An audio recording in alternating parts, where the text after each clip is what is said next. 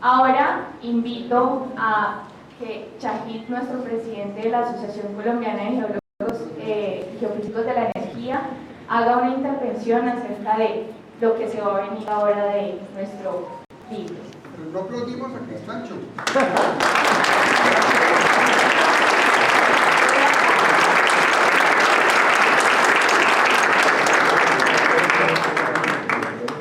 Bueno, buenas tardes.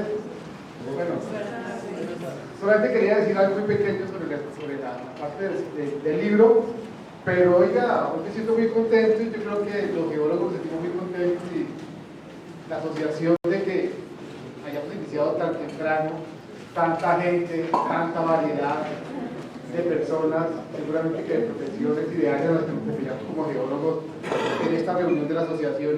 Yo creo que eso nos indica de que nosotros tenemos que ver con otros ojos este tipo de reuniones y hacerlos mucho más amplias para que congregamos una mayor cantidad de compañeros de trabajo, ¿cierto? Con respecto a la parte del libro, pues yo conocí a Leonardo hace unos años, pues tuve la oportunidad de trabajar con él, supe, estuvo secuestrado, mayor cosa, porque pues uno considera que esas son cosas muy personales, ¿no es cierto? Pero pues afortunadamente Leonardo quiso compartirnos esa experiencia a la cual no estamos exentos muchos de los geólogos que trabajan o que hemos ido por campo, ¿no es cierto?, de entrar en una situación de estas y pues sabemos que muchos de nuestros compañeros realmente tuvieron mala suerte y perdieron la vida, ¿no es cierto?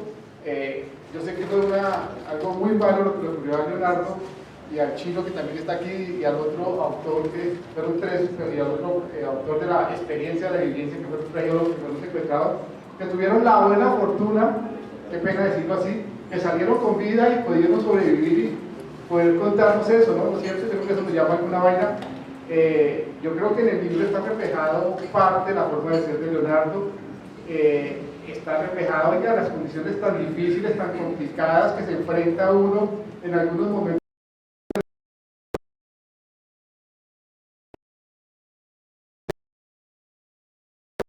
Poder salir vivo de una experiencia de esos.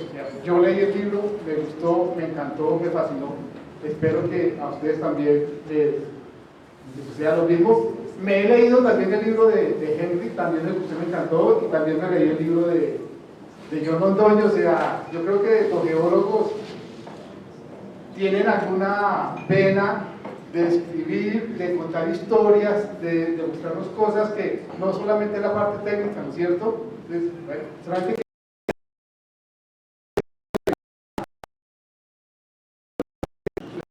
que tiene programado para esta presentación. Hola. Bueno, muchas gracias.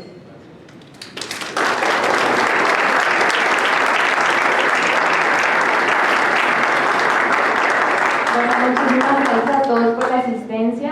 Realmente es un espacio que nos sirve mucho para agremiarnos nuevamente como geólogos y como geocientíficos.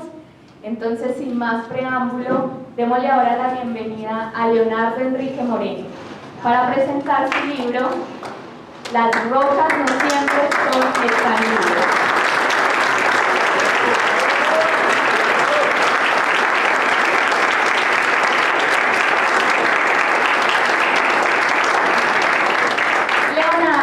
Es geólogo, especialista en estudios del subsuelo colombiano, estudió ciencias sociales en la Universidad Pedagógica y con especialización en la Universidad Distrital.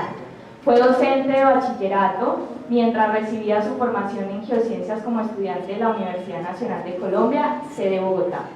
Vinculado con empresas del sector petrolero como Consultoría Redes y Gas, Cerinco, Ecogas, empresas colombianas de gas, Ecopetrol, Petra Exploration, Gasoducto de Acatama y UME, Unidad de Planeación Minera Energética.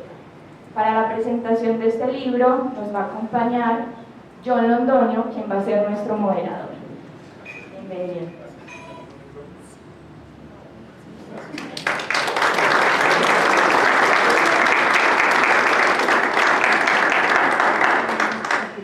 Bueno, muchas gracias y bienvenidos todos. Muy grato tener a este buen número de colegas en la presentación del libro Las rocas no siempre están libres, Serranía del Perijá, de nuestro querido colega y amigo Leonardo Moreno Carrasco.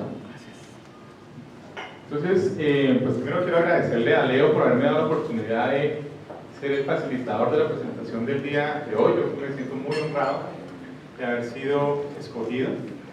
Y voy a empezar diciendo que vamos a presentar un libro, o vamos a hablar de un libro que quizá nunca debe escribirse, porque es un libro que cuenta el drama, porque quizá ningún colombiano debe pasar o debe pasar. Uno de los datos que me asombró mucho y está en el prólogo es que en Colombia ha habido 80.000 secuestros. 80.000 es un número bárbaro. Yo estoy buscando números de secuestros en países donde hay una guerra de lo que nosotros llamamos baja intensidad, y es difícil encontrar ese número en ningún otro país. Tal vez en guerras activas, en guerras abiertas, digamos, se ve, pero en guerras en países con conflictos de baja intensidad creo que no hay un número más. Y eso lo hace muy dramático. Y entonces no debe ser sorpresa que haya tocado a nuestra profesión. Realmente lo encontré muy dramático. Sobre el libro, pues voy a hacer el spoiler, pero yo estoy seguro que lo van a leer con mucho agrado. A mí me parece que es una historia que Leo escribe y pone de manifiesto el drama desde tres perspectivas. Una es la perspectiva humana, de los tres colegas que fueron secuestrados, de lo que representó para ellos a nivel personal este secuestro. Una segunda perspectiva del libro es el aspecto gremial. Él toca también cómo nuestra profesión ha sufrido los rigores del secuestro, porque, como bien dijo Shahid, no solo han sido los tres protagonistas del libro, sino también un buen número de colegas que desafortunadamente no solo han sido secuestrados, sino que también algunos de ellos han perdido la vida, han sido asesinados, por decirlo de una forma clara, que los hace parte pues, de las víctimas del conflicto. Y quizá la otra perspectiva que Leo toca y menciona es su punto de vista personal acerca de cómo él ve la parte sociopolítica del secuestro que él sufrió, de su intercambio con el grupo guerrillero que lo tenía secuestrado y sus perspectivas, que me parecieron igualmente interesantes. Yo quisiera terminar esta corta introducción, porque ya le doy la palabra a Leo, que es el protagonista de la noche, con una frase que se utilizó mucho durante el conflicto español en la era del final de Francisco Franco y en el post-conflicto después de Franco. Y es que decían los españoles, yo diría que con mucha sabiduría, que cometer un crimen, en este caso cometer un secuestro, defendiendo una ideología, no es defender una ideología, es cometer un crimen, es cometer un secuestro. Yo estoy completamente de acuerdo con esa frase, y el libro me reforzó la idea de que no hay justificación alguna, en mi opinión, bajo ninguna circunstancia, para cometer un crimen de este tipo en humanos. No veo cómo se pueda justificar. Entonces los invito a leer el libro. Leo al final de la charla va a entregar los que trajo para algunos de ustedes adquirieron durante el día, y a los que tenemos copias, él amablemente nos lo va a firmar con dedicatoria, por supuesto, Leo, a cada uno de nosotros. Claro que sí, John, muchas gracias por esas palabras introductorias muy generosas. La verdad, John es profesional en este tipo de eventos, como autor también, como escritor. Yo no me considero tan escritor, pero me tocó esta crónica que nació de un diario, escrito en unas condiciones emocionales complicadas, muy difícil quitarles esa capa emocional para poderlo convertir en algo que se publicara. Y aún así pues han quedado algunas cosas por corregir, que afortunadamente con el tipo de publicación, que es una editorial autoeditada, lo puede uno hacer sin necesidad de esperarse a una segunda edición. Entonces, empezando con lo que me sugiere John, voy a hacer una lectura inicial. Si me permite, brevemente voy a explicar la dinámica que vamos a tener hoy. Entonces dividimos el tema en tres tópicos, como les comenté, uno profesional o gremial, si ustedes quieren, uno humano y otro político y social. Entonces lo que vamos a hacer es que Leo va a leer un párrafo que él escogió del libro, que se va a referir a uno de estos tres tópicos, primero el gremial profesional, después el humano y después el político, y después de que él lea el párrafo, yo voy a hacerle un par de preguntas. Él nos la responde y así lo vamos a desarrollar para cada tópico, y al final de las 6 o 7 preguntas que yo pueda leer, vamos a abrir el salón para que cualquiera de ustedes pueda hacer una pregunta como quiera, pues, sobre el libro o sobre la experiencia que tuvo a Leonardo. Entonces, si les parece, podemos empezar primero con el aspecto gremial y profesional. Entonces, Leo, por favor, adelante con la primera lectura del libro.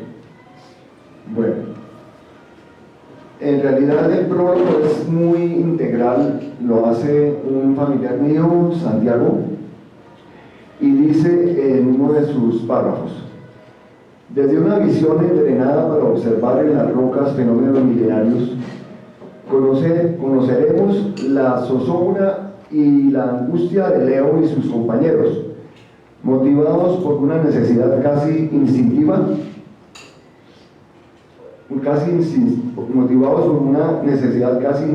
forjaron las más diversas estrategias para huir del tedio, porque hasta la majestuosidad del bosque puede resultar monótona cuando se contraría a la voluntad del observador. Hallaron efímeros escapes en la apreciación de los animales, en juegos y ejercicios físicos improvisados, y algunas veces pudieron fugarse en la roca, el mineral aparentemente inerte que invitaba al viaje, a la abstracción e incluso a la relativización del tiempo, concepto que los geólogos entienden de una manera propia y única. Así, una formación geológica puede tener millones de años, y no es exagerado afirmar que cada día de incertidumbre privados de la libertad se sufre como si fuera un siglo. Finalmente dice Santiago que así tenemos ante nosotros el testimonio de una de las víctimas que ha parido Colombia, país que a su vez pareciera inexorablemente secuestrado por la indolencia, el rencor y la revancha, llevando a la sociedad hacia un bucle interminable que solo ha contribuido a perpetuar esta tragedia. Este es un relato impregnado del presente incierto, en el que se vivieron los acontecimientos y años después, perturbando la memoria y visitando un difícil pasado, Leo transcribe el diario de un periodo que marcó su vida y la de sus seres queridos. Perfecto, muchas gracias. Entonces, procedo a la primera pregunta, que, repito, tiene que ver con nuestra profesión. Leo, en la preparación del libro, pues leyó literatura, datos, periódicos acerca de cómo se ha afectado nuestro gremio con el secuestro en Colombia. Y esa es precisamente la pregunta. ¿Puede darnos una idea general de cómo ha afectado el delito de secuestro a la profesión y al gremio de geólogo en Colombia? Bueno, la verdad es que la pregunta no es difícil. En este caso podemos ver que el secuestro es un fenómeno que tiene ciertas oscilaciones dependiendo de cómo los medios y la prensa van destacando u ocultando esta actividad. No somos el único gremio expuesto y vulnerable, pero de hecho sí, nos afecta directamente en el sentido de que todo trabajo, proyecto o actividad exploratoria y de desarrollo o producción, no solamente de petróleo y gas, sino de las demás actividades extractivas y de ingeniería que tienen que ver con geología, están expuestas a esta situación, puesto que tiene que el geólogo ir a sitios remotos, sitios realmente aislados, muchas veces sin carreteras, y es justamente el lugar predilecto donde pueden ocurrir estas situaciones. De modo que nosotros, cuando nos dimos cuenta que nos había ocurrido entre comillas, accidente, estaba previsto. Es decir, cada salida de campo corre su riesgo, como el torero que sale a enfrentar a una bestia, que es el toro. De modo que había un protocolo, y lo hay en GeoStudios, la empresa que nos contrató para estas eventualidades. Ante eso, aplicamos el protocolo, activamos el plan de emergencia, y básicamente ya la sabemos comportar de acuerdo a las circunstancias para evitar mayores contratiempos en cuanto a la parte del manejo que nos pudieran hacer. Es inevitable hacer campo, porque el campo es el laboratorio del geólogo desde los inicios de las geociencias en Europa, y es imposible reemplazar el campo con sensores remotos o con drones, absolutamente, ya que los satélites pues nos dan una escala, y por más resolución que tenga un dron, es necesario coger la roca, es necesario palparla, utilizar los 6 sentidos, como digo yo, para poder conocer bien lo que está uno examinando, que es nuestro objeto de estudio, la roca.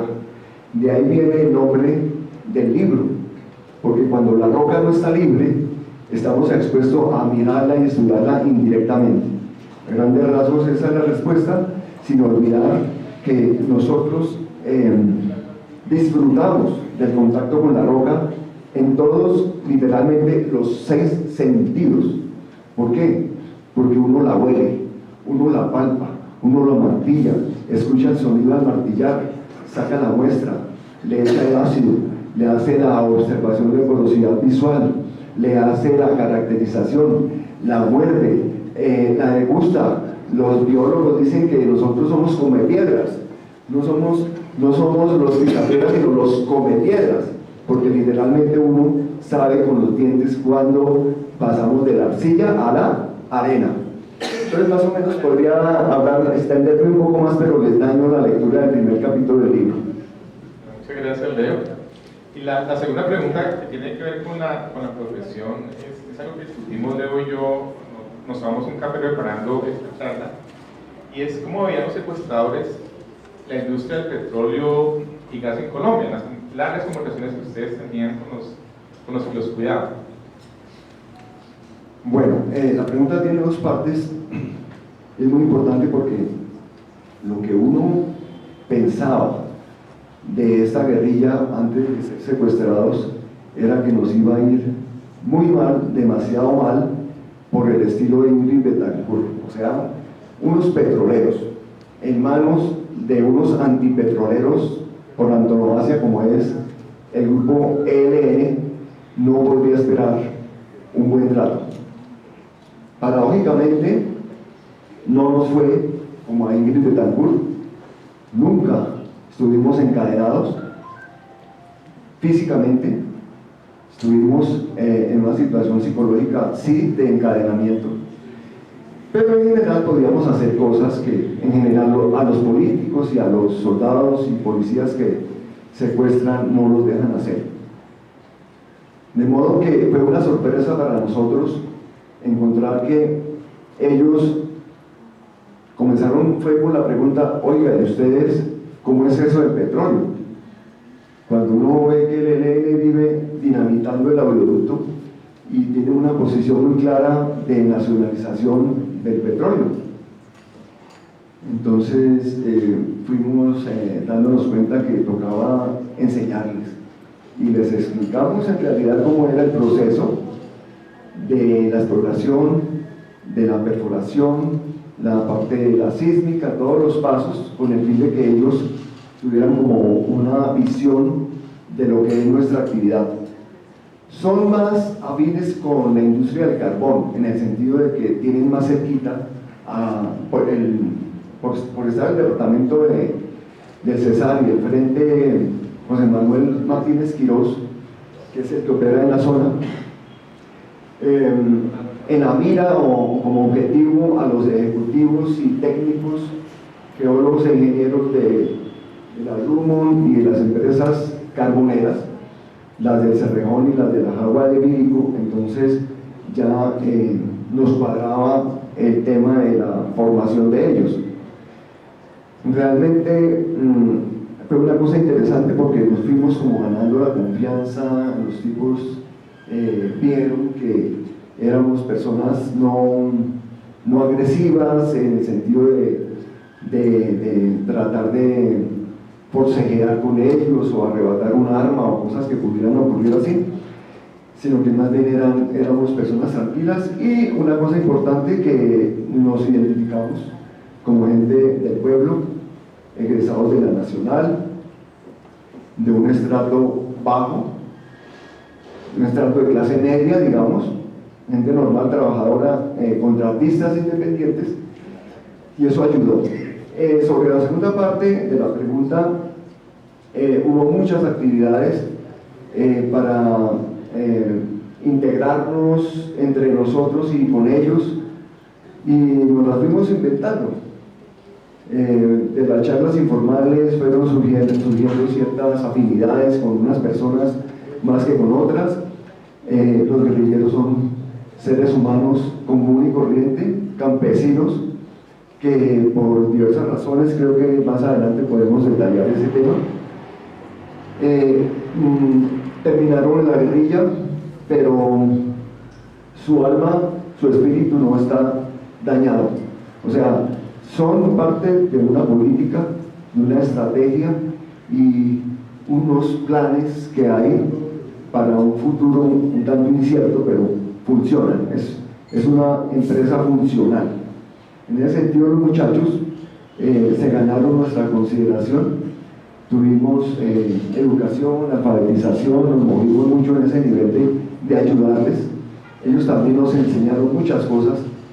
Yo, por ejemplo, ayudaba en la cocina, ya veremos un poquito más detalles de eso, cómo hacíamos para pasar el tiempo, porque no puede uno dejarse morir emocionalmente ni mentalmente. La misión era estar unidos los tres.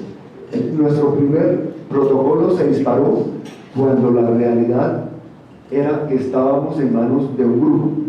Al principio no sabíamos de qué grupo, ya cuando se identifican, pues no sabíamos antes si eran de las FARC o eran paramilitares o eran del ELN, pero en cierta forma nos fue bien en general para lo que había podido ocurrir, de no haber contado con la suerte de manejar bien las cosas, tanto allá como acá, los familiares y la gente que nos ayudó en Bogotá.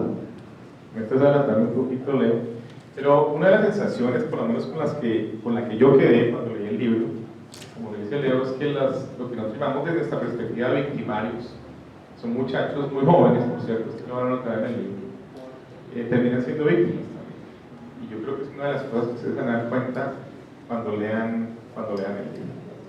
Entonces, Leo, pasemos a la siguiente parte, a la siguiente perspectiva, que es la parte humana. Entonces te voy a invitar a que leas un párrafo o un par de párrafos de esa segunda perspectiva que desarrollas en el libro.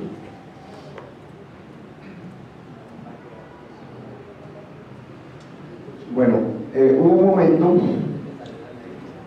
durante el cautiverio en que el jefe que había de la columna nos escuchó hablar tanto de geología, porque para nosotros era un mecanismo de defensa, volver como al proyecto. Hablábamos, decíamos, bueno, estamos en tal formación, estamos haciendo tal cosa, estamos atravesando tal tipo de roca, en fin. Y también que la línea que nos botaban ellos, o sea, el pretendido adoctrinamiento de cosas que nosotros, particularmente yo un poco más, sabía de la línea o del programa del ELN, nos adelantábamos a decirle cosas que ellos no esperaban. De modo que Enrique, se llamaba este jefe, nos dijo, bueno, ¿por qué no nos hacen una charla sobre qué es la geología y lo que ustedes a lo que se dedican? Entonces él dijo, una noche, al notar el gusto que demostrábamos por nuestra profesión, nos puso a explicar al grupo, al calor del fogón, qué es la geología, lo cual hicimos con vocabulario sencillo. Él hacía de moderador, pidiendo ampliar determinado tema y denotando interés, pero fue él el único que lo hizo, pues nadie más hizo preguntas. Parecían los demás estar obligados a escuchar algo aburrido. Algunos pedían permiso para retirarse a dormir o hacer chichi, no sin antes escuchar las conclusiones del jefe, que obviamente eran un lineazo a su tropa de manera doctrinaria. Bien, gracias, Leo. Pues esto nos introduce a la siguiente pregunta, y como ya lo mencionaste brevemente en la anterior respuesta, pues uno tiene que adaptarse a la realidad que le toca y a la difícil realidad que les toca a ustedes. Y una de las partes más difíciles, van a ver también en el libro, es la convivencia. Eran 3 compañeros secuestrados, más adaptarse a las costumbres de la guerrilla. Entonces la pregunta es, ¿cómo fue la convivencia entre ustedes, los 3 colegas, Víctor y Eduardo, secuestrados? ¿Cómo pasaban el día? ¿Cómo pasaban la noche? ¿Y cómo fue la convivencia con sus victimarios? Bueno, esta es, digamos, de las partes en las que más acierto tuvimos, porque la verdad, aunque el protocolo que les decía se disparó, que era estar unidos, los 3 unidos, porque si estábamos comiendo juntos, durmiendo juntos, discutiendo juntos, y eventualmente teníamos interacción con los muchachos, no era lógico que estuviéramos discutiendo por cosas que se podían resolver. De hecho, tuvimos discrepancias en algunos momentos, como en todo trío, porque nosotros resultamos siendo un trío de 3 hombres. Más adelante les cuento una anécdota, pero la verdad es que nos tocó manejar muy bien ese tema. Lo primero fue que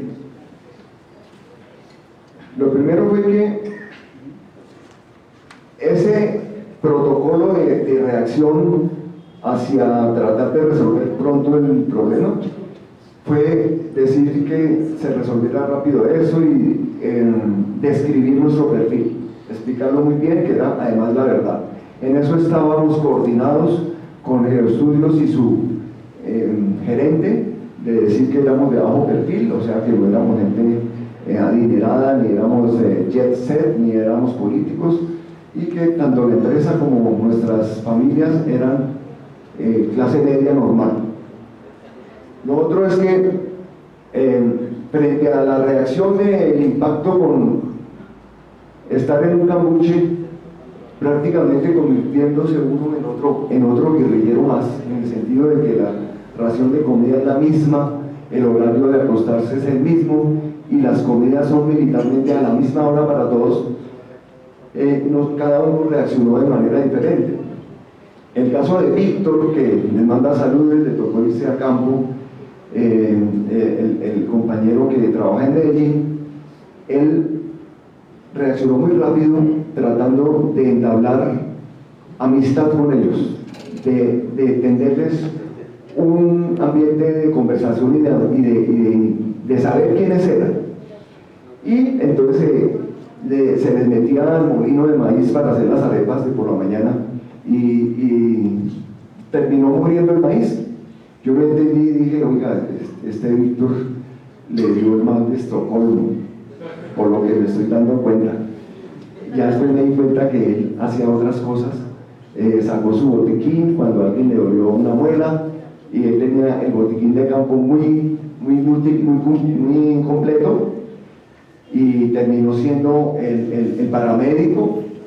Le consultaban todo, había una guerrillera embarazada y esa era su principal paciente. Decía, ¿será que como de esto o que como de esto otro? Y entonces él la formulaba. Le decía, no coma tanto esto, pero sí toma esto otro. Y así fue.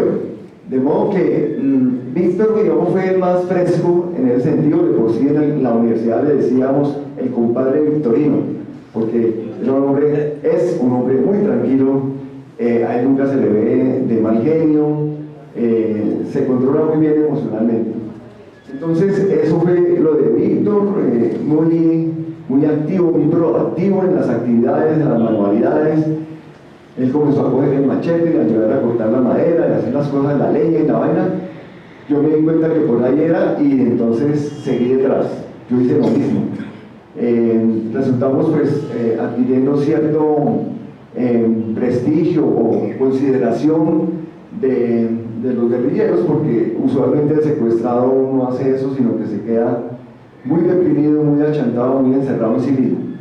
El chino que está por ahí, que es Eduardo Roa, levante la mano. Eduardo Roa es nuestro compañero que sufrió más el secuestro, en el sentido de que cuando nos ocurrió la ida al sitio donde estuvimos recluidos, él sufrió mucho en la caminata, a pesar de que el geólogo camina mucho, la caminata tan tenaz, tan salvaje para salir del país. Entre otras cosas, para los que no sepan, estuvimos más de 3 meses en la serranía del Perijá venezolana. Entonces, fue dramático realmente lo que ocurrió con Eduardo, y era que pues él no podía caminar más, estaba tronchado, estaba usado de tobillos y rodillas, las botas se le abrieron, eran más chancletas que botas, y bueno, lo querían, si se quedaba y no caminaba más como él se manifestó, lo mataban. Entonces nos tocó echarlo al hombro, bajarle un poquito al nivel, porque el jefe fue el que dijo eso. Entonces dijo, no, un momentico, aquí vinimos todos, vamos todos. Y así fue. Nos ayudaron, hay unos auxiliares a alzarlo, a llevarlo en hombros, y salimos de eso. Después vino una cosa que fue las noches. Uno no se acuesta a las 6 de la tarde en Bogotá, pero allá a las 5:30 ya la orden era acostarse. Y además de ser orden, no había nada más que hacer, porque uno cómo se va a poner a caminar por ahí en el monte. A nosotros nos dieron ciertas libertades de caminar, o sea, nunca estuvimos encadenados, como les dije. Teníamos un margen para salir a hacer hoyito. Entre comillas, hacer hoyito es hacer popó como el gato, o sea, abre un huequito con un palito, con un machete, y ahí, con buena puntería, tapa uno otra vez y ya. Entonces ese era un aliciente chévere, hacer hoyito o irse a bañar, que era cada tercer día. Entonces las noches eran muy largas, no solo por lo frías y por lo tediosas, sino por también lo que me tocó a mí, que nos rifamos a quien le tocaba en la mitad. Era una cama de 2x2 para los 3, a mí me tocó precisamente en la mitad. Entonces yo mismo dije, uy, ¿cómo hago ahí? Porque ya con ese mar de monte de mis amigos, y ustedes los ven con esa pinta, caramba, uno dice, ¿cómo me acomodo? Entonces, de medio lado, ni modo. Para el lado izquierdo uno miraba y no, por aquí no. Por el lado derecho tampoco, por aquí menos. Entonces, bueno, de cúbito dorsal, de cúbito abdominal, o sea, boca abajo, menos. Entonces no me quedaba más remedio que boca arriba. Y boca arriba yo nunca había dormido, entonces no dormía. Cuando ya pude dormir, roncaba, y aquí un amigo que tengo al lado me daba codazos, pero él roncaba más que yo. Ahí fue la primera discusión.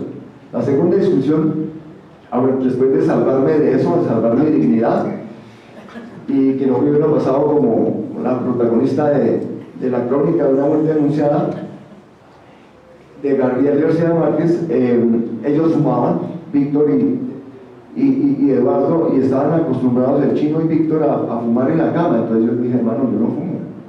Entonces esa era una discusión, tenían que salirse acaloraditos y fumarse su chicote afuera. En fin, nosotros nos inventamos jugar al ajedrez como todos secuestrados. Yo me leí todos los libros de los secuestrados, y todos en su mayoría juegan ajedrez, porque son 2 horas con la mente en otro cuento. La depresión la traslada a uno al movimiento de las fichas. Y otros jueguitos, ¿no? El sudoku, el ahorcado, involucrábamos a los guerrilleros. El campeón de ajedrez del campamento fue aquí mi amigo. Cuando se fue él, quedó un guerrillero que lo llamaban el Lobo, y yo nunca le pudimos ganar. Tan solo cuando anunciaron que nos íbamos, 4 meses después, yo le gané la primera partida, el hombre pidió la revancha, se la gané y ya no pidió más, porque yo estaba con la moral bien arriba. Entonces, más o menos, esa fue los pasatiempos. Gracias, Leo. Si te adelantas un poquito, porque hay una parte interesante del libro y cuenta precisamente cómo rompían el tedio, digamos, ustedes estando secuestrados, y ustedes ven fotos de soducos y jugaban ajedrez, pero también se dedicaron a las actividades manuales, a tallar madera, de troncos que ellos recogían, y algunos de esos trabajos los pueden ver en la mesa que está al frente, con la esposa de Leo, que a mí me pareció muy interesante. Yo no sé, Leo, si nos puedes, Eduardo, ver un poquito más cómo fue ese tallado. Obviamente fue para romper el tedio en principio, pero terminaron haciendo pues unos trabajos muy bonitos que obviamente los mantienen como recuerdos por el resto de sus días. Entonces no sé si quieres elaborar un poco de esto. Bueno, sí, ahora en el momento del networking podemos pasar por esa mesita, porque hay unas cosas que las llevo con mucho cariño. La verdad no pensé que fuera un motivo de una exposición, pero lo mismo que el libro es una casualidad, digámoslo así. Me presionaron varios amigos para que lo escribiera. Daniel Calderón, de pronto está por ahí, fue otro de los que me jodió la vida para que escribiera el libro. Pero la verdad es que esas artesanías vienen de familia. Mi papá es o fue un librero. No es que fuera director de una librería o de una biblioteca, pero empastaba libros. Él fue encuadernador, una profesión en desuso hoy en día. Pero varios de acá me dieron su tesis de grado para que se las empastara mi papá. Y yo aprendí el oficio. Cuando se les ofrezca, yo todavía empasto libros. El libro está, digamos, en un proceso complicado, en el libro físico, pero las personas que todavía leemos en papel, valoramos cómo es ese arte de mantener el libro en buen estado. Entonces él nos enseñó a cacharrear con los libros, restaurarlos. Él me enseñó también el trabajo de madera. Mi primera guitarra fue hecha en triplex por él, y cosas por el estilo. Los carritos y todo eso eran cosas que él me hacía con mucho amor, mucho cariño, y eso se le queda a uno.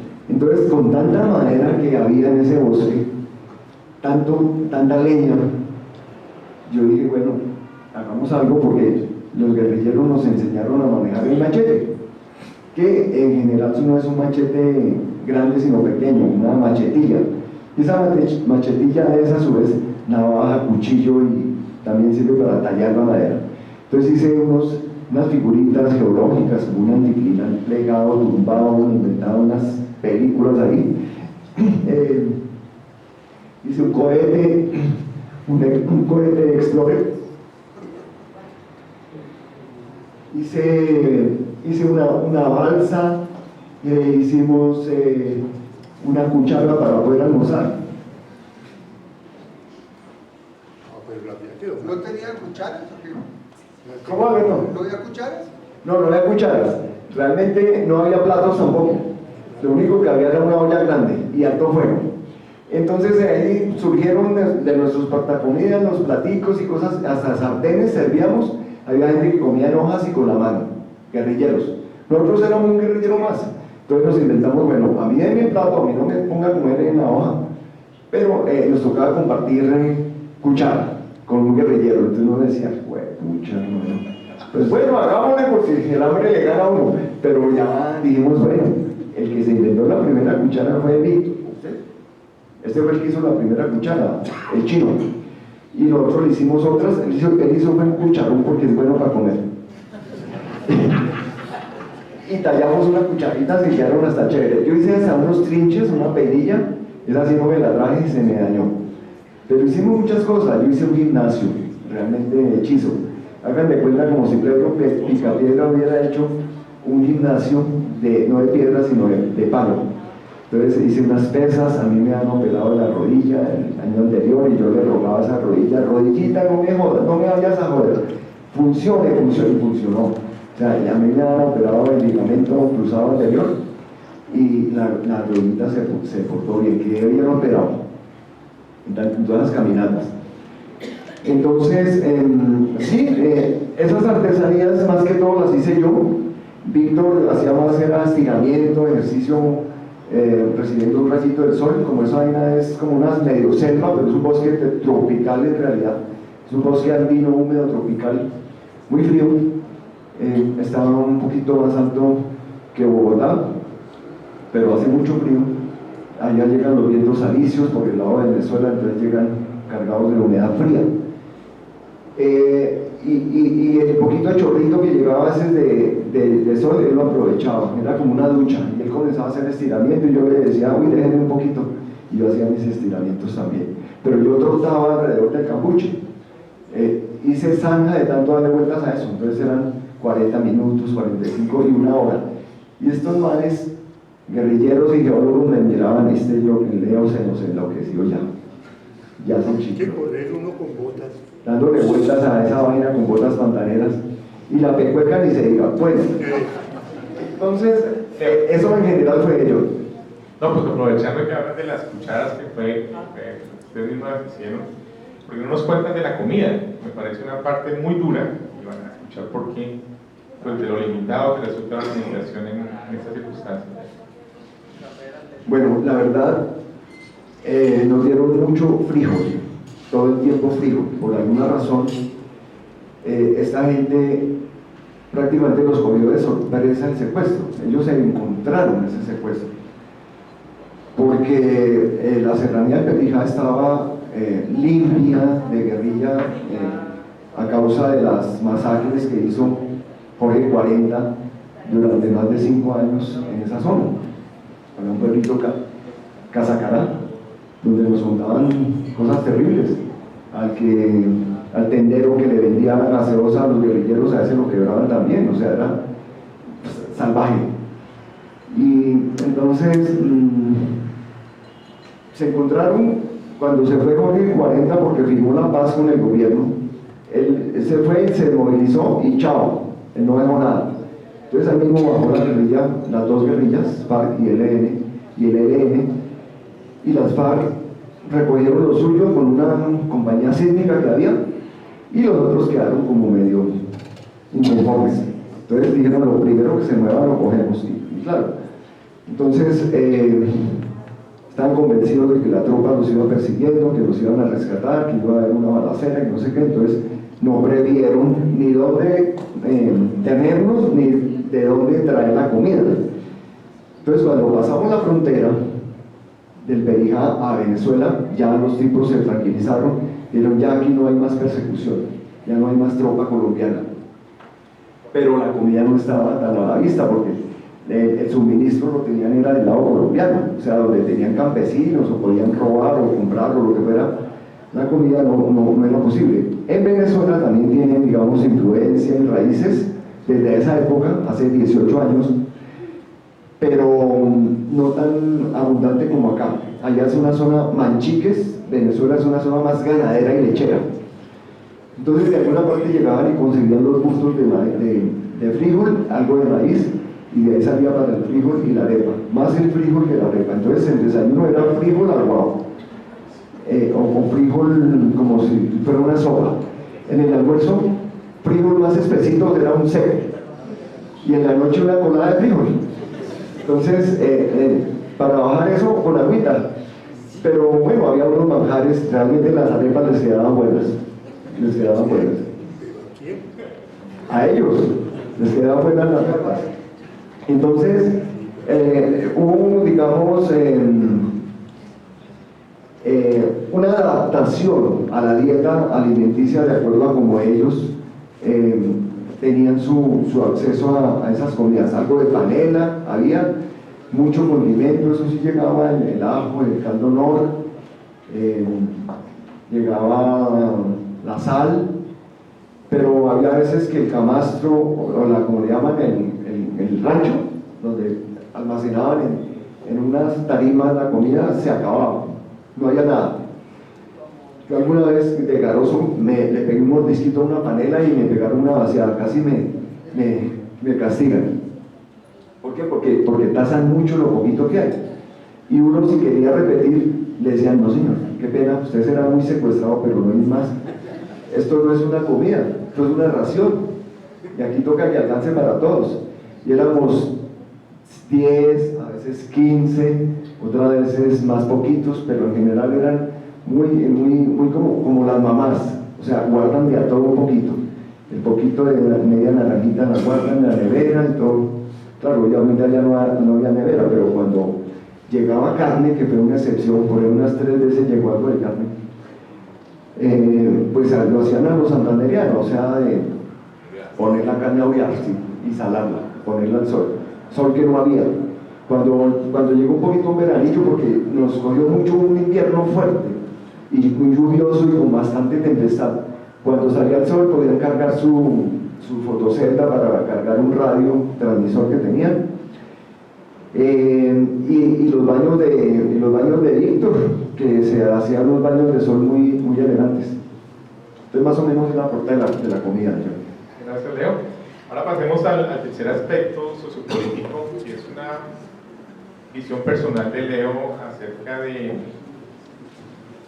su evaluación, digamos, política, de lo que significó el secuestro de ellos en Colombia. Primero, por favor, lee un párrafo de esa parte sociopolítica que hayas escogido.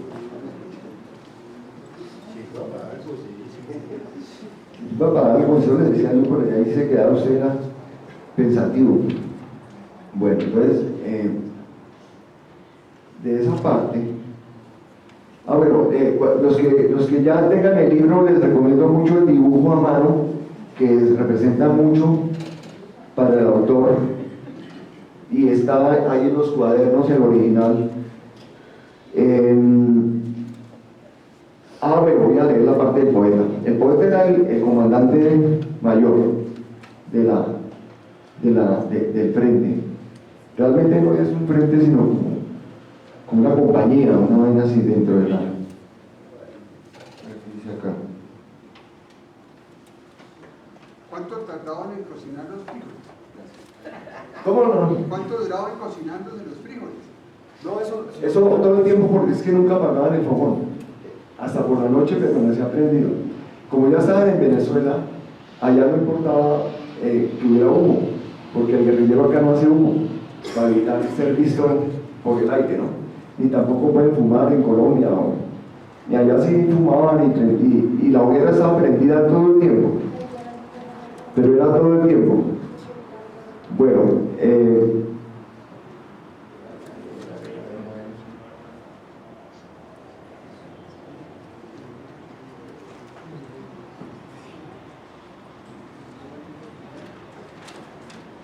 la verdad es que la estructura de mandos ahí era de 3 personas. Una, el jefe inmediato, que era Damián, el nombre que le puse ahí en el relato. El otro era Ernesto, el jefe de él, Enrique, o Ernesto, el que le dijo a usted que caminara.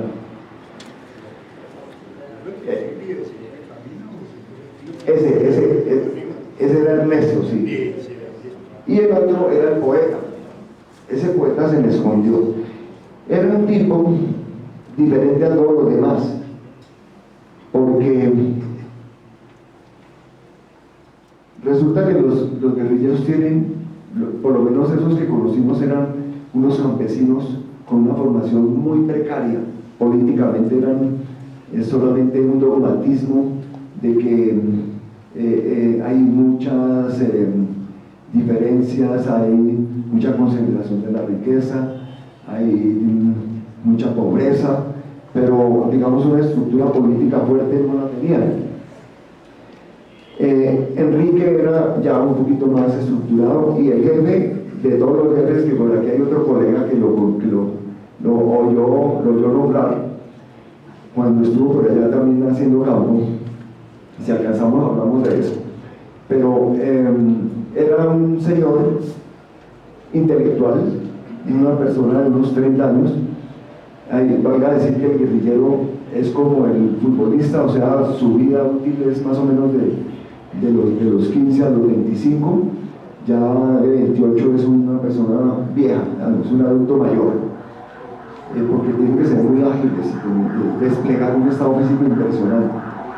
El poeta era una persona torpe en el campo, en el caminar por esas trochas, se tropezaba, y Ernesto, que aspiraba a desbancarlo, nos lo confesaba algunas veces, se burlaba de él porque decía que no, que la guerrilla no es para intelectuales. Entonces, el poeta, en vista de que nosotros superábamos como mucho conocimiento político con esos muchachos y estábamos también un poquito por encima de Ernesto, nos visitó y nos hizo unas charlas especiales, particularmente a mí.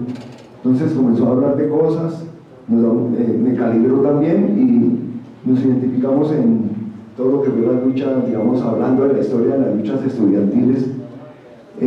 Hago un paréntesis para decir que yo tuve aquí quiero salir del closet ideológico, porque no de género, sino ideológico, en el sentido de que cuando yo hice biología en la universidad, yo pues nunca me metí en política, pero antes ya me había metido en política y fui un activista fuerte de la JUPA, que se llama la Juventud Patriótica del MOIR, un grupo de izquierda sindicalista y legal, sin brazo armado.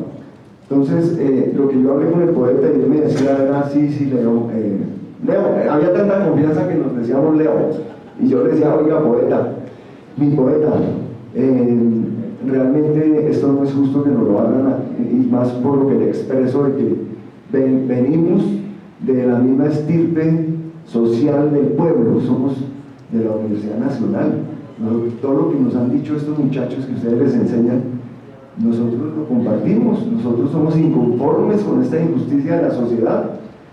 ¿Quién no lo es cuando no es millonario o rico? Cuando tiene que trabajar para sobrevivir y cuando más tenemos cosas como esas de haber luchado por el cambio social, como yo lo hice durante 10 años. Entonces me destapé y dije, mire, yo conocí a Marcelo Torres, yo fui amigo de fulano y sutano, y entonces el hombre dijo, es decir, el secuestro es traumático, nos avergüenza eso, el secuestro para nosotros es una vergüenza, el tipo lo decía. Los otros muchachos lo decían de otra manera, pero la verdad, ellos quisieran que no tuvieran que recurrir al secuestro, pero ahora está más que nunca visto que son unas finanzas que las reclaman, están acostumbrados para sostener a la tropa. O sea, nos decían así literalmente, la guerra vale, la guerra vale. Los fusiles no se los fían. Esos fusiles AK-47 son los fusiles especiales para la guerrilla, que nos venden los rusos a los africanos y a los colombianos para hacer una guerra unisexo, o sea, unisexo de aquí para allá, o sea, de guerrillas contra el ejército, luchando niñas y niños. ¿Por qué? Porque es un fusil liviano, es un fusil que se puede terciar a la espalda fácil y es un juguete para los niños que nunca han tenido un juguete. Eso lo quiero decir con todo el dolor del alma. Nuestro campo está descuidado y los niños son víctimas de eso porque convivimos con niños. Y aquí se me arruga el corazón.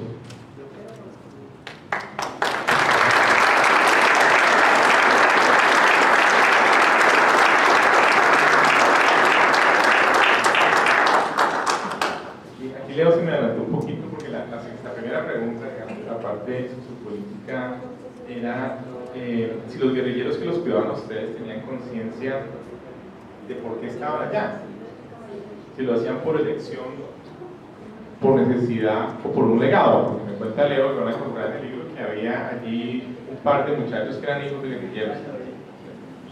Entonces, aparte del poeta, ¿cómo es su perspectiva acerca de por qué estaban allá, Leo, muchachos?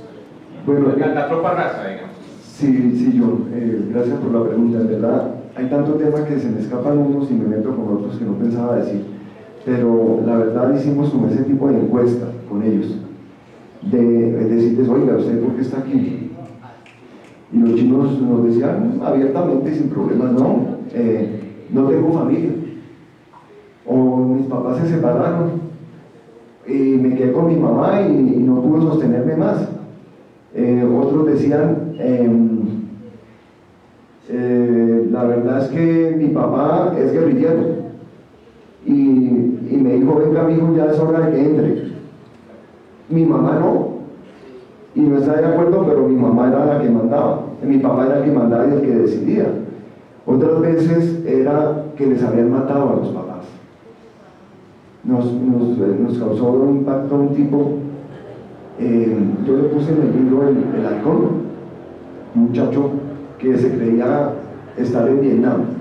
Había leído tantos manuales de Ho Chi Minh y todo, de cómo armar los explosivos de la guerra de Vietnam, que manejan mucho ellos, que él se le quedó en la mente Ho Chi Minh y Vietnam, y andaba con una balaca roja, andaba descalzo y llegaba sudando siempre y nos saludaba de la mano aquí así, mirando para el suelo. O sea, él no miraba de frente y miraba siempre sin mirar a los ojos, hablaba siempre sin mirar a la persona. Y él nos dijo, a mí me mataron a mis papás en una masacre, los paramilitares, y a mis hermanos, y me recogió la guerrilla. Entonces él era huérfano y era un poquito mayorcito que los otros, pero fue el caso que más nos impactó. Otros niños entran por gusto, porque llega la guerrilla, se toma un pueblo o un caserío y llegan muchachas bonitas, algunas con un fusil, y entran las tropas guerrilleras y quedan wow, deslumbrados. Es ver una película en vivo, es una obra de teatro. Entonces dicen, oiga, ¿qué hago para entrar con ustedes? Camine, chino, de una. Entonces se los llevan. Sí, porque son pueblos en donde no hay nada que hacer. La juventud en el campo realmente vive muy mal y no tiene otro porvenir que seguir los pasos de su padre de echar asador. Otro caso es que les gustaba también por el novismo, porque estaba de moda, por ejemplo, Damián, el jefe más bajo. Ese sí era como de, la mayoría de estos guerrilleros eran costeños, pero había uno de Ocaña, y había uno, Damián sí era como de la zona cafetera, y el hombre nos dijo, no, pues, donde yo vivía era un pueblito, fulano de tal, no me acuerdo, y llegó el M19, y yo dije, muchachos, llévenme, y yo tenía 13 años, y me gustó y me quedé. Llega el papá, era el compañero de la muchacha Angélica, que era la embarazada.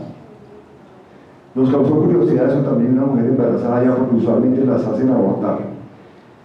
Pero había otro pelado, Lucho, que también la compañera estaba embarazada en otro frente, en otra columna. Y bueno, entonces más o menos esa es la respuesta. Ellos están ahí es por la situación misma del campo. Bueno, y la última que se me olvidaba, que no nos la confesaron, pero por literatura uno la ve, y es factible que sea, y es que llega la guerrilla a pedir cuota de las familias pobres que les entreguen 1 o 2 hijos para la tropa. Gracias, León, muy dramático realmente, pues nuestra realidad o esa realidad. Y para terminar esta parte de las preguntas que yo hago acá y abrir el salón para que ustedes hagan sus preguntas, me devuelvo a la geología, porque para ustedes siguió siendo una pasión a pesar del secuestro. Eso lo noté a lo largo de todo el libro, que discutían sido la formación del paleozoico, del Cretácico, en esas circunstancias. Mi pregunta es, ¿qué pasó con el mapa geológico que ustedes hicieron? ¿Es válido todavía? ¿Sigue siendo el mapa más actualizado? Háblenos un poquito de eso. Bueno, entonces, gracias, John, esa pregunta es muy buena, porque ahí viene como el entronque de lo que hicimos en el proyecto con lo que hoy haría ya en esa zona. La verdad es que fue un mapa contratado por la NH con énfasis en la estratigrafía. Aquí está el director de la estratigrafía, mi gran amigo Ricardo, empresario, uno de los líderes de la himnoestratigrafía en Colombia. y él era el director de la parte estratigráfica. Ahí está también el director del grupo en general, que es mi amigo Chente, Vicente Rodríguez, y era el que rendía los informes diarios a la NH y a nuestro jefe, que era el doctor Daisy Casena, que de paso les envía saludes. Él tuvo que viajar o si no estuviera aquí, con mucho gusto. El gerente de Geoestudios. Bueno, ese trabajo en 2006, gracias a que ya estaba terminando, ya teníamos prácticamente el mapa y que todos los días Vicente recibía el insumo de nosotros para bajarlo con las coordenadas al mapa, al sistema de información geográfica, lo enviaba todos los días. Entonces en Bogotá ya había un diario de actualización del proyecto, o sea que el mapa ya estaba casi hecho. Cuando salió el chino, como a los 2 meses, él salió primero, por una razón, después en el networking podemos hablar de eso. Él envió las hojas de campo y ahí completamos la información. O sea, la información que nos quitaron de ese día no era mucha, porque era la de la mañana. A nosotros nos cogieron al mediodía, pero había unas estaciones, había siempre como unas 8 o 7 estaciones, algo así, por la quebrada Caño Seco, mucho. Y entonces, a pesar de que llegó la información completica al 100%, ya el informe estaba echándose a andar. Yo estaba encargado de la parte estructural, Vicente cogió esa parte, la hizo inmejorable. El proyecto no fue solamente bueno en lo que pedía el contrato, que era énfasis en estratigrafía, sino también quedó muy bueno en la parte estructural. Ese está en la página de la NH, que es el mapa de César Ranchería de Geoestudios, de la cuenca César Ranchería. Aunque solamente es una área de 560 kilómetros en el piedemonte de la serranía del Perijá colombiano. De ese informe, con sus anexos y columnas, surgió el insumo para la ronda 2008 de la NH. Ahí se cogió un bloque Ecopetrol y Pacific Rubiales, al norte de la cuenca. Luego en 2010 entró un señor brasileño que tenía la empresa OGX, que llegaron en busca de carbón, y él sí se cogió 3 bloques gigantes que cubrían toda la cuenca prácticamente, que eran CR2, 3 y 4. El bloque CR4 era donde estaba ubicado el área de trabajo de nosotros. Él hizo un trabajo de campo, contrató a la empresa ATG, donde está aquí también nuestro empresario Mamicho, envió a otro colega que está, que es Lucho, y el Lucho de Atrevido se metió a la misma quebrada donde nos habían secuestrado. Y desde la quebrada, literalmente me llamó, me dijo: oiga, Leo, ¿a que no sabe dónde estoy? Leo, Juan Manuel Herrera estaba por el Rondón, y yo entré por Caño Seco, y ya con esto llamamos como a las 9 de la noche. La quebrada Caño Seco, sí. Entonces Lucho se metió, hizo la misma, él notó el golpeteo del martillo, todavía estaba ahí, como 8 años después, 6 años después, y él dijo: uy, aquí fue donde estuvieron, aquí estuvieron ellos, Leo y compañía. Entonces, realmente OGX tuvo que irse, le dejó su participación porque estaba en sociedad con Drummond, le dejó todo a Drummond, y Drummond en este momento tiene esos 3 bloques que cubren toda la cuenca de César Ranchería. Esa cuenca es prospectiva para recursos convencionales y no convencionales. Ustedes saben el poder que tiene el carbón con esos gases que aloja. La ronda 2008 fue de las mejores, fue una ronda que obtuvo más del 50% de éxito en cuanto a asignación de áreas, y hoy en día es una de las cuencas fronteras importantes porque si ustedes miran por geología, todo lo que colinda con Venezuela es bueno, porque las cuencas se van profundizando hacia allá y las rocas generadoras son mejores. Más o menos. Sigue siendo actual el mapa oficial, digamos, de la cuenca. Entonces tenemos poco tiempo, me acaban de decir, pero yo sí no quiero dejar pasar la oportunidad de que algunos de ustedes hagan 1, 2 o quizás 3 preguntas a Leo. Yo no sé en qué orden, que vi que levantaron la mano, que voy a hacer un poquito, yo creo que el señor le hace así.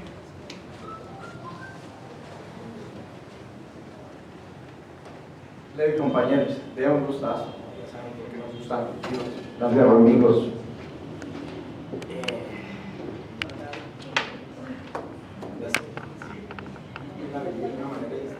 No te oye, pégale. Yo también la viví de una manera distinta, pero viví 7 años, ¿no? Una sección de trabajo. Y una cosa clara, Leo, compañeros, hay una cifra impresionante, ¿no?, frente a los secuestros en este país, alarmante, pero yo le diría que son muchísimo más. Desde mi visión del mundo y del conocimiento del territorio colombiano, yo le diría que un país que tiene 22 millones de pobres, más de 9 millones en la miseria, una economía bastante ilegal, y eso también es un gran secuestro. Eso también es un gran secuestro.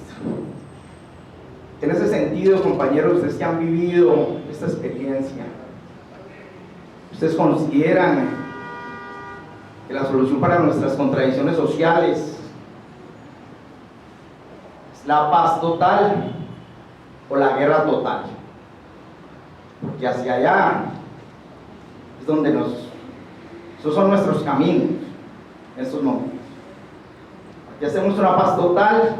Perdón, nos vamos a una guerra total. Espera contigo, ¿puedes redondear para allá? La pregunta es muy clara. Después de su experiencia, ¿usted considera que la solución para nuestras contradicciones sociales es la paz total o la guerra total? Bueno, Robinson, realmente esa pregunta no está dentro de lo que yo había preparado. Lo que sí puedo decir es que es claro que tenemos diferentes formas de pensar sobre las soluciones para el país. Y la verdad, los temas detallados de la política no son temas de este conversatorio, pero sí lo que te quiero decir es que por más diferencias que tengamos, y lo hemos dicho en un grupo de geólogos que se llama 30 años, es que las diferencias que tengamos debemos ponernos de acuerdo sobre ellas, de cuáles son, y que no sean un motivo para dañar una amistad de más de 30 años.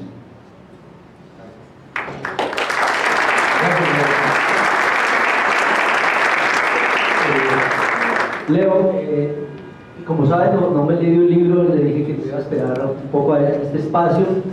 Le agradezco profundamente que se haya tomado el tiempo de compartir esta vivencia. Yo tengo una pregunta que pareciera no importante, pero me parece curiosa porque puede marcar un poco el relacionamiento que tuvo el cautiverio. ¿Cómo tuvieron ustedes permiso, acceso o incluso la confianza de decir, oiga, déjenme tomarme la foto y voy a llevarme esta foto? Me parece que eso no es la anécdota de la foto, sino que marca cómo ustedes superaron esa vivencia. Bueno, ahí digamos aprovechamos, ya que mencionas la foto que creo que pasó por ahí cuando estábamos sentados ahí como achantados, era el segundo día. Esa y como 20 fotos más fueron tomadas por ellos mismos, por los guerrilleros, con mi cámara. La cámara en ese momento no había tanto celular tan diverso como hoy en día, sino la cámara de fotos con rollo, sino con pilas, y tenía una memory card. Entonces los manes se pusieron a jugar con eso y tomaron el afloramiento y todo eso que apareció por ahí, y entre otras esa foto, una de los tres que estamos ahí sentados, y el que está detrás es mi auxiliar.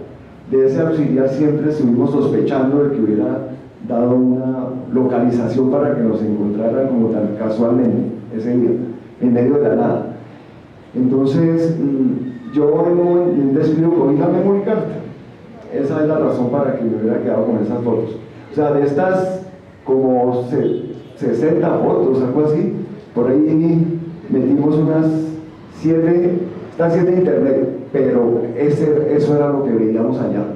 Ese era el paisaje fantasmagórico que yo mencionaba del bosque húmedo tropical andino frío. Yo digo esas palabras de como medio rebuscadas porque es que yo no fui geógrafo cuando estudié sociales. Entonces, bueno, esa es la cosa, Víctor.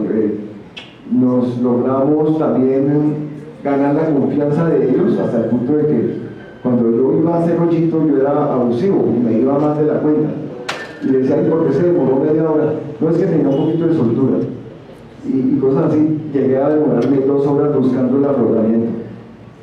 Y íbamos pensando en la geología, o sea, y en el afloramiento cuando llegué rápido de vuelta y al otro le dije al mulo, a un guerrillero, oye hermano, yo porque no me lleva, y uno lleva a bañar a otro lado, que allá abajo como que suena agua, allá como que hay una roca, allá déjenos usar el martillo.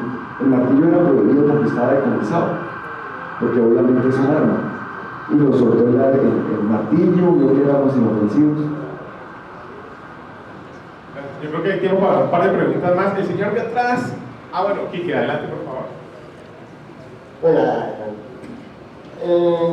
la interventoría técnica estaba en ese momento, recibió una llamada de la hermana de Victorino solicitándome una colaboración.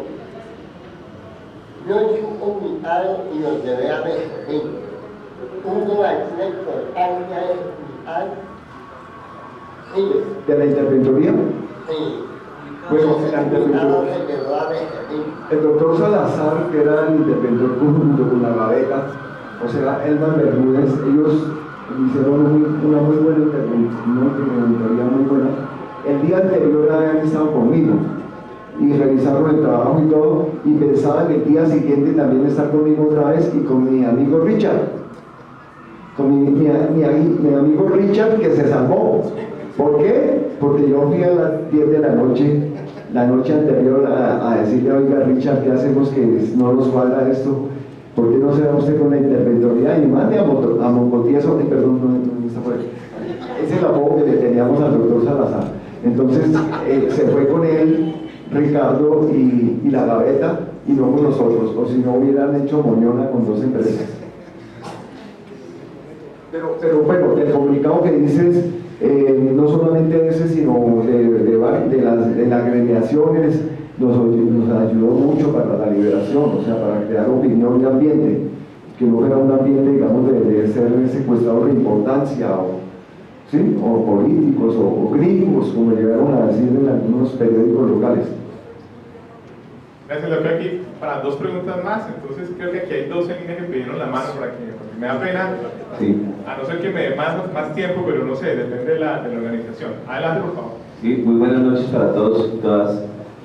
Pues celebro, Leo, que ver ese hijo suyo, ese libro, porque realmente tuve la oportunidad de leer el manuscrito y realmente es una historia bastante conmovedora. Celebro que esté aquí en compañía de su familia, de sus amigos, de sus colegas. Esto va para Netflix y Amazon Prime, porque realmente usted, Leonardo, nos representa a todos los que no hemos abandonado la carrera por el conflicto armado. Realmente nosotros llevamos más de 30 años caminando a Colombia, y cada que nos reunimos todos tenemos historias, no tan fuertes como la suya, obviamente, pero tenemos historias muy cercanas a esas y nos sentimos representados. Leo, creo que esa tarea que usted se ha puesto en liderar estos grupos de WhatsApp, en liderar lo que hacemos nosotros los geólogos, cuente conmigo para ese apoyo, y en eso estoy hoy aquí apoyando. Quisiera preguntarle, ¿qué cambió en Leonardo? ¿Qué cambió en Leonardo después de esa experiencia frente a la vida, frente a su familia? Quisiera conocer esa parte de Leo. Muchas gracias. Gracias, Henry. Pues mucho, Henry. La verdad, a mí me ayudó mucho, y a mi familia, la Fundación País Libre. Esa fundación dio asesoría psicológica durante y después del secuestro. A estos muchachitos que están por ahí, mis hijos, Isaac, el mayor, tenía 5 años, a él le decían, papito, de pronto su papá no viene porque está con unos señores malos, tranquilo que si no vienes te seguirá queriendo, porque suele ocurrir, puede ocurrir, o sea, uno siempre está en la incertidumbre y también los profesionales de País Libre, una entidad que ya, pues, ya no existe. Yo salí cambiado de allá realmente. Como los guerrilleros dicen, nosotros tenemos dos vidas, una antes y después de la guerrilla, de estar involucrados, de estar insertados. Yo digo que también mi vida cambió un poco con el secuestro. ¿Por qué? Porque en primer lugar ese estado de letargo, de prostración y de regreso a la historia de la humanidad, me parece a mí, como lo digo en el libro, es estar en la Edad Media, porque uno ya a estas alturas estaría allá buscando arruncharse y dormir. En primer lugar, no hay tampoco medios de noticias ni medios de comunicación, no hay nada, no hay electrodomésticos, absolutamente nada, todas las necesidades que hemos contado hoy, por un lado. Por otro, en esas reflexiones yo me identifiqué con tuve una introspección que también la narro en uno de los capítulos, en donde hice como un examen de conciencia de cosas no debidas o malas que durante la vida hubiera podido tener, y estaba literalmente escribiendo como mi testamento, porque dije, bueno, si no salimos de esta, que quede por lo menos escrito algo. Entonces, no había mucho que repartir, pero sí mucho amor que dejar plasmado, aunque sea en unas líneas. No podía dormir cuando regresé a la casa, me despertaba gritando por las noches. Tuve tratamiento psicológico, la verdad. Mucha gente, nos decía, en el País Libre no logra retornar a su normalidad laboral y se entregan al alcohol o a las drogas o a cualquier cosa mala. Y también, pues, mis relaciones familiares cambiaron, los conflictos de pareja eran más acentuados.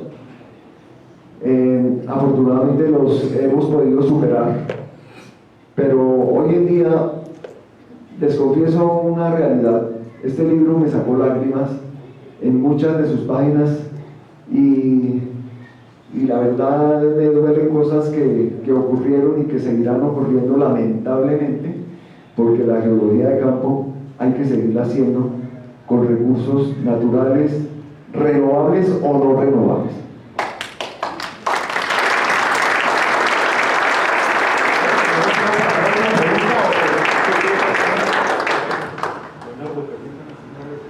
No se te oye, el micrófono. Permítame hacer una reflexión sobre las últimas palabras que dijo sobre las lágrimas. ¿Se oye? Acércalo al micrófono. ¿Así, ahora sí? Teología del amor. Las palabras que usted dijo sobre las lágrimas las comparto, porque cuando leí su libro, yo también lloré. Y son muy pocas las personas que están aquí, sobre todo de las generaciones previas, que no han sido expuestas a este flagelo, a este dolor. Unos como usted, otros que les hablan en el exilio. Y hoy recuerda usted todo lo que ha sufrido con sus compañeros de cautiverio y de fe. Pero esto no es un mal nuevo. El primer geólogo muerto se llamaba Edgar Rodríguez, compañero mío en la facultad de la Escuela de Geología de la Ciudad. No sé si tú te acuerdas de Edgar Rodríguez, trabajaba en Ecopetrol. Después Martín López, y lo que pasó después con Marco Antonio Pérez, que lo destruyeron con el los últimos. Estos muchachos andaban en esa zona donde mataron a estos tres egresados de los Andes, y nos tocó la recomendación, váyase, no lo podemos proteger. Pero otra de las cosas importantes que enseña el libro es que el papel de los gremios tiene algo que hacer, y algo fundamental. Quienes hemos sido y seguimos siendo de alguna manera responsables gremiales, sabemos que este es uno de los más ingratos, y que lo diga Freud, uno de los más ingratos trabajos que hacen. todos quieren acciones, todos quieren pocos ayudos, pocos que... Y sorpréndanse, hay más de 7 gremios de ciencias de la Tierra. La antigua Empede, la IPNC, a mí me encargaron de rescatar a la Asociación Nacional de Exploradores. Y uno puede decir, sin exploración no hay posibilidad ni de seguridad alimentaria ni de transición energética, el resto es carrera. Pero hay una propuesta que está en el tablero que con Flover hemos tratado de alcanzar y ojalá que podamos hacer 2 cosas. Miren la propuesta inicial que se hizo alrededor de la recuperación de pozos secos y pozos sellados.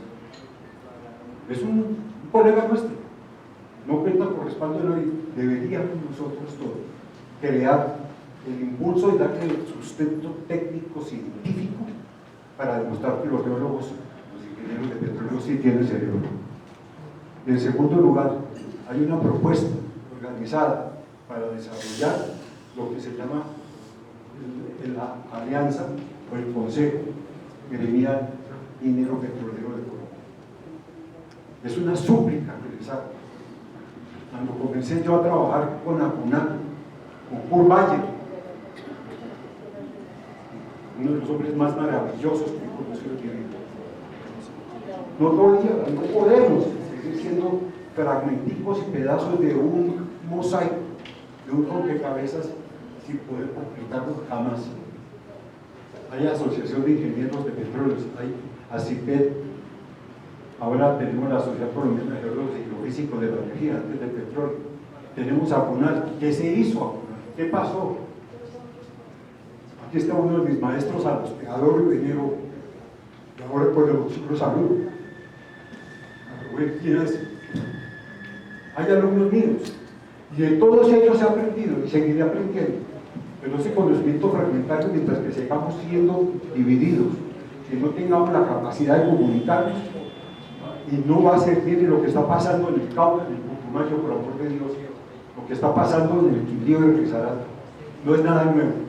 Y que el ejemplo de Leonardo, el ejemplo de valentía y de pundonor y de señorío, él y de sus colegas de cautiverio y de martirio, nos sirva a nosotros para entender que tenemos una misión y una responsabilidad con la patria y con el país. No es paz total, no es guerra total, es una Colombia total lo que tenemos que luchar. Y yo le quiero agradecer y estoy emocionado que me escribe el libro.